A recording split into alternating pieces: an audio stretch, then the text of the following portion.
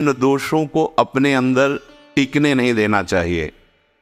और जो संसार के मार्ग में चल रहे, अगर इन दोषों में चलेंगे तो वो जो आपके पुण्य कर्मों से ऐश्वर्य है भी, वो नष्ट हो जाएगा। आप दुख, चिंता, शोक से ग्रसित होकर बड़ा दुख में जीवन व्यतीत करेंगे और आपकी गति बिगड़ जाएगी, दुर्गति हो जाएगी। लिख लो दिमाग में, डायरी में, क्योंकि ये नोट हो रहा है, आवाज डाली जाएगी, आप बार बार सुन, इनसे बचिए। अपनी बड़ाई, अपनी प्रशंसा कभी अपने मुख से नहीं करना, नहीं तो आपके पुण्य नष्ट हो जाएंगे, बुद्धि भ्रष्ट माने गिर जाएगी। अगर परमार्थ में चल रहे तो भी, और व्यवहार में तो पुण्य नष्ट हो ही जाएंगे। बुद्धि गिरी हुई तभी ऐसी बात होती है। और ये दोष बहुतायत है, ये बहुत प्रभावशाली है। अपनी बड़ाई मारना, अपने मुख से कभी अपनी बड़ाई ना करना। अगर कोई अपने मुख से अपनी बड़ाई करता है तो उसके सुकृत नष्ट हो जाते हैं, बुद्धि भ्रष्ट माने गिर जाती, पतित हो जाती है, फिर निर्णय ठीक नहीं। अगर हमारा सारथी, हमारा ड्राइवर मूढ़ हो तो कहीं भी हमको गिरा देगा, तो वो बुद्धि भ्रष्ट मतलब गिर जाती है, निर्णय करने लायक नहीं रहती। अपनी प्रशंसा अपने मुख से करना, लोलुपता, ये वृत्ति नहीं होनी चाहिए। धर्म से चलेंगे, धर्म के द्वारा जो हमें प्राप्त होगा उसी से हम अपना भरण पोषण करेंगे। आपके बच्चे स्वस्थ होंगे, बुद्धिमान होंगे, परिवार में बहुत सुख और शांति होगी, भले दीपक की तरह जलो, बहुत काल तक रहेगी। लक्ष्मी जी भी आपके घर में बहुत काल, हम ये नहीं कहते कि बहुत नहीं, जितनी है बहुत सुख शांति से चलोगे। अगर लोलुपता करोगे, हिंसा, छल कपट, व्यभिचार, चोरी, ऐसे धन आ जाए, वो आएगा, लेकिन वो हाइलोजन की तरह आएगा, एकदम प्रकाश और फ्यूज, बिल्कुल अंधकार करके जाएगा। देख लेना, तुम्हारे जो सुख के हेतु हैं, तुम्हारा शरीर, तुम्हारे बच्चे, तुम्हारी पत्नी, तुम्हारा परिवार, उसको देख के तुम रात दिन जलोगे बिना आग के। ऐसे उनके आचरण होंगे, ऐसे उनके अंग होंगे, ऐसे उनके दिमाग होंगे, ऐसा उनका व्यवहार होगा। ये लोलुपता अगर उपासक में या किसी में है तो उसको नष्ट कर दे। सावधान, यदि आपका अपमान होता है तो आपको उसे सहन करना होगा, उससे आपके पाप नष्ट हो जाएंगे। जो तनिक सा भी अपमान होने पर बहुत क्रोध करके दूसरे का अपकार करने लगता है, ये आपका पतन करा देगा, ये आपको फंसा देगा, हृदय जलेगा, अर्थव्यवस्था नष्ट होगी, पूरा परिवार दुखी होगा। जरा सा अपमान की संभावना में आप किसी से भी भिड़ गए, किसी से भी, वो ये प्रवृत्ति आपका पतन कर देगी। उपासक में तो अपमान सहना अमृत है, नीचा अपमानम शुदा, पर व्यवहार में भी ज्यादा उत्तेजित मत होइएगा। ये तो कुछ मिनट की बात है, अगर आपने उसे मारा, पीटा, रिपोर्ट हुई कानून की, ओ फंसते चले जाओगे, अर्थ जाएगा, समय जाएगा, चिंतन जाएगा, बहुत तरह से हानि हो जाएगी। अगर आप सह गए तो आपका सहना उसके लिए आग बन जाएगा। उमा क्षमा साप होते भारी, तुम्हें दंड देने की जरूरत नहीं, उसका एक कर्म ही उसे दंड दे देगा। आप शांत हो जाइए, आप सत्संगी हैं, आप शांत रहिए। द्वेष भरी बातें, द्वेष भरे क्रियाएं, उन्हीं का चिंतन करके जलते रहना क्रोध से। उपासक को तो क्रोध करना ही नहीं चाहिए, बहुत शांत। ठीक है, अभ्यास में कभी क्रोध हो सकता है, उसको फिर समन करो, अंदर से प्रायश्चित, जैसा कि अब गलती हुई आगे नहीं करेंगे। और व्यवहार में भी क्रोध को आप पीना सीखें। अगर बार बार आपका क्रोध प्रकट होता ही रहेगा, आपका स्वभाव बिगड़ जाएगा, आपके पुण्य नष्ट हो जाएंगे और आपका जीवन नष्ट हो जाएगा। देने वाला उतना दे देगा, आपको आनंदित रहो, पैसा खर्चा सब, पूरे जीवन का विध्वंस मचा दिया क्रोध ने। कहीं भी आप देखो, किसी से क्रोध करके देखो, फिर देखो तुम्हारा भजन चल रहा है, तुम्हारी वो आनंद वृत्ति है, नहीं जलोगे। ये क्रोध जो है, ये चाहे व्यवहार में हो चाहे परमार्थ में, दोनों की हानि करने वाला है। आश्रित जनों की रक्षा ना करना। अगर कोई भाग कर आपके पास आ गया है, कोई पशु पक्षी या कोई मनुष्य, आपको चाहिए कि अब चाहे हमारे पहले प्राण जाए, उसकी रक्षा करेंगे। जैसे कोई पशु पक्षी किसी भय से आपके सीमा के अंतर्गत आ गया है, अब उसकी रक्षा करनी है आपको। अगर आप स्वयं मार देते हैं या मरवा देते हैं, या आपके सुकृत नष्ट कर देगा, या आपकी दुर्गति का कारण बन जाएगा।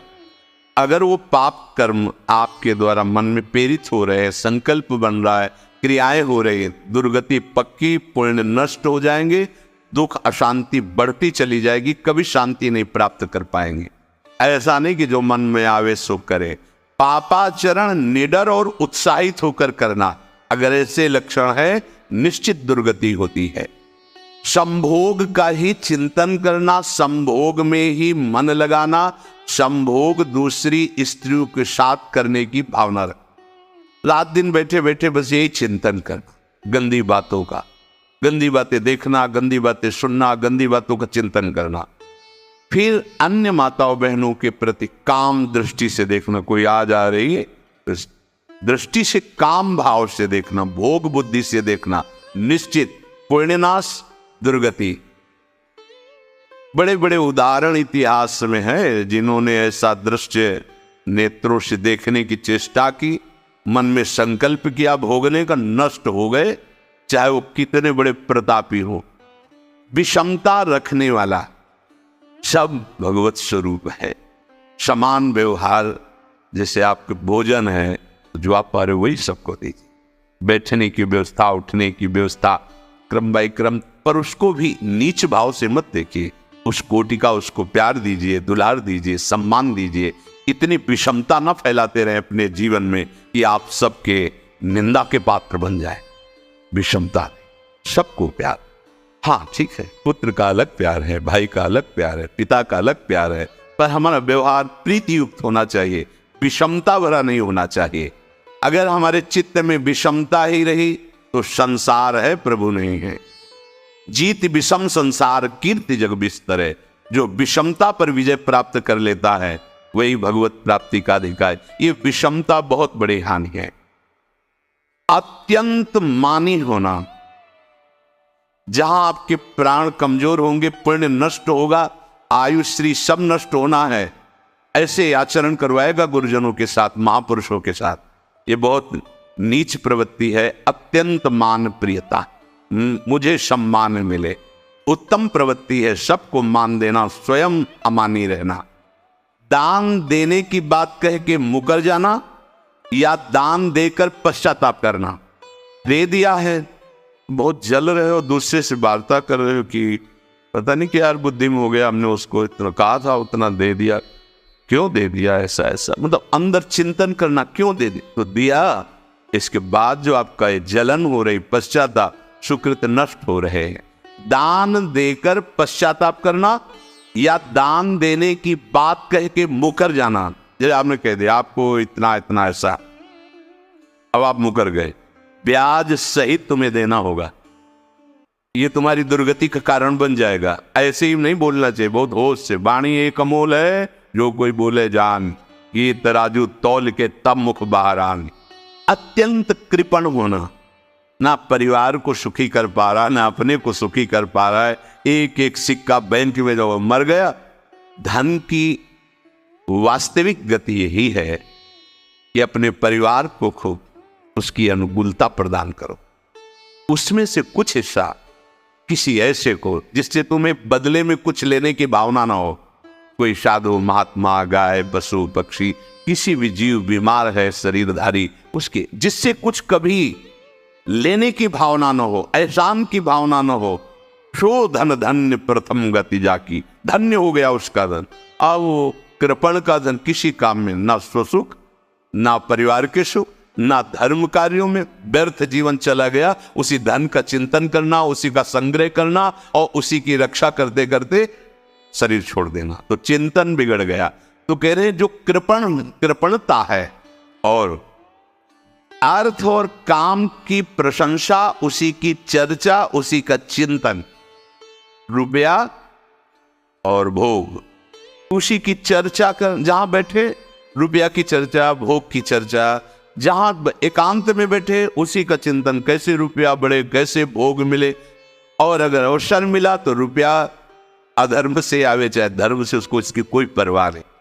और जो बालक, स्त्री, पागल, असहाय, जो इनकी रक्षा न करके इनकी हानि करता है, दुर्गति निश्चित है। माना आपकी पत्नी है, उसका स्वभाव बिगड़ा हुआ है, क्रोधी है, कटु वचन बोल, लेकिन आपके ही प्रारब्ध के लिए, माना आपका पति ऐसा स्वभाव वाला है, पर आपके ही प्रारब्ध से तो संयोग बना है आकर, अब इसका निर्वाह कर ले जाओ तो पवित्र हो जाओगे दोनों। और अगर झगड़ा और लड़ाई और मारपीट और कहीं हिंसा आदि के रूप में उतर गए तो फिर और करनी बिगड़ गई। बालक है, आप उसको ज्ञान नहीं कि आप पवित्र है, कि आप पवित्र है, उसको ज्ञान नहीं कि आप उसके साथ व्यवहार अच्छा कर रहे हैं कि बुरा कर रहे हैं। रक्षा करनी है आपको, शोषण नहीं करना। कह रहे स्त्री, बालक और पागल, जैसे विक्षिप्त है, पागल है, आपको रक्षा करनी है।